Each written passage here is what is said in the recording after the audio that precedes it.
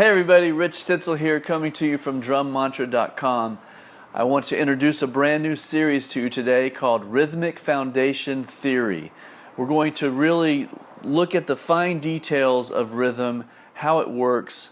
We're going to look at beat displacement and permutations of simple subdivisions.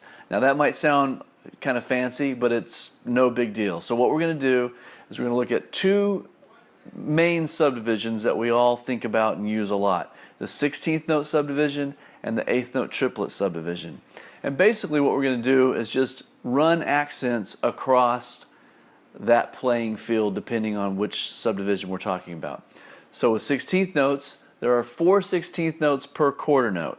You have the downbeat, you have what we call the E, the and the So when we count 16th notes, I count them like this: 1 E and a, 2 E and a, 3 E and a, 4 E and a, if we're in 4/4 time.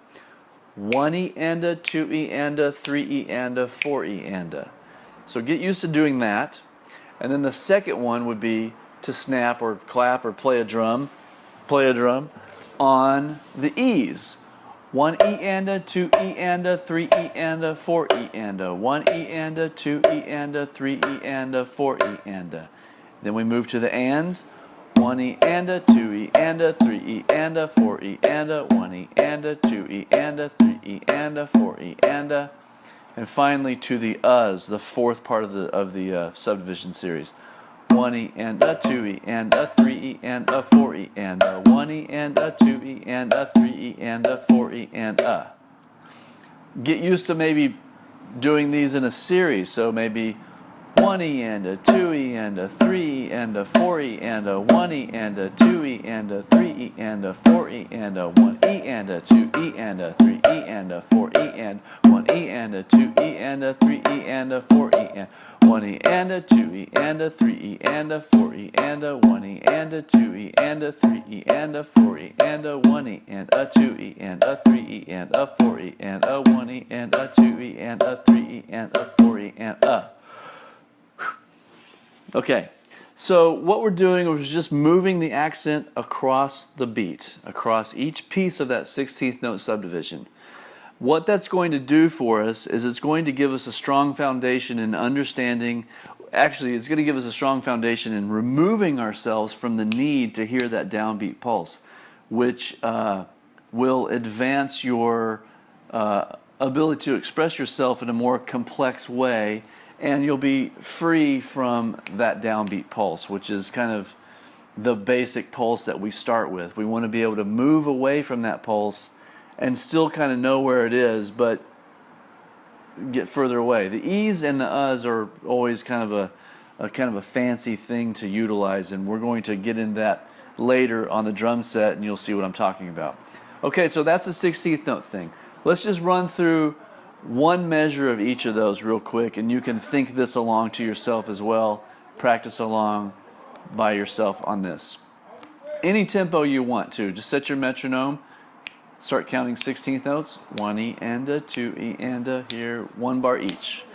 1 E and a, 2 E and a, 3 E and a, 4 E and a, 1 E and a, 2 E and a, 3 E and a, 4 E and a, 1 E and a, 2 E and a, 3 E and a, 4 E. 1 E and a, 2 E and a, 3 E and a, 4 E and a, 1.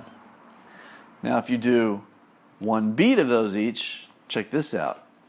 We'll say 1, the E of 2, the and of 3, and the of 4. This is what that sounds like. 1 E and a, 2 E and a, 3 E and a, 4 E and a, 1 E and a, 2 E and a, 3 E and a, 4 E and a, 1. And that happens to be groupings of 5 16th notes. So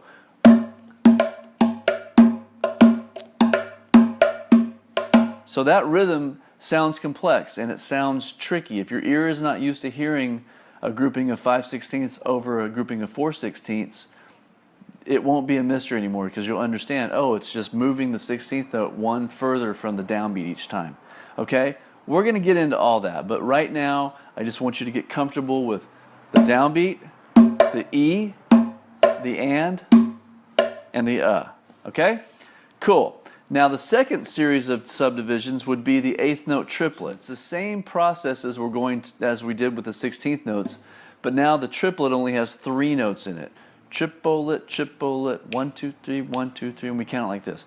1 and a 2 and a 3 and a 4 and a 1 and a 2 and a 3 and a 4 and a 1 and a 2 and a 3 and a 4 and 1 and a 2 and a 3 and a 4 and a 1. So we're just moving that accent across the bar line. Here's 2 bars of each. Ready, go. 1 and a 2 and a 3 and a 4 and a 1 and a 2 and a 3 and a 4 and a 1 and a 2 and a 3 and a 4 and a 1 and a 2 and a 3 and a 4 and 1 and a 2 and a 3 and a 4 and a 1 and a 2 and a 3 and a 4 and a 1. Okay, you get the concept. It's a very simple concept. We're just moving an accent across the bar line. Now the interesting thing is, like I said before, we really depend and rely on the downbeats a lot in our culture, and really most places in the world rely on that downbeat. There are some cultures that love the middle note of the triplet, which is a note that we kind of stay away from in the United States. The middle note of the triplet is a scary note for us. 1 and a 2 and a 3 and a 4 and it makes us immediately go to the downbeat with this note.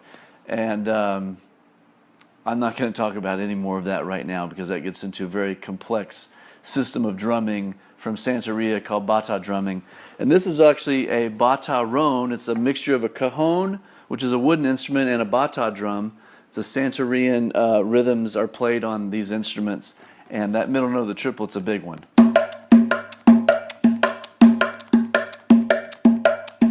That already probably sounds like the downbeat to you. It starts to sound like it to me, for sure, but that's the middle note of the triplet. 1, 2, 3, 4. 1, 2, 3, 4. All right, so you can already get an idea of how you can start to manipulate the time. And I really want to point this out. It's not about manipulating the time, and it's not about being crazy, and it's not about derailing the band, and it's not about playing something fancy. It's about having a solid idea and concept about rhythm so you can appreciate when that happens in the music, but it doesn't have to happen for you to appreciate it. The deeper your understanding of rhythm is, the more you will enjoy playing music in a simple fashion, really. It's kind of an interesting paradox or dichotomy that the more you know, the less you have to do and you're still happy. I think there was a wise quote once that said, the less a person speaks, the more they know. Something like that. So think about this concept. It's a philosophical concept in a way. It's a rhythmic musical concept, of course. And it's just a way to deepen your skills as a musician. Okay, until next week, take care, happy practicing, think about this a lot, and next week we'll get this stuff on the drums. All right, take care.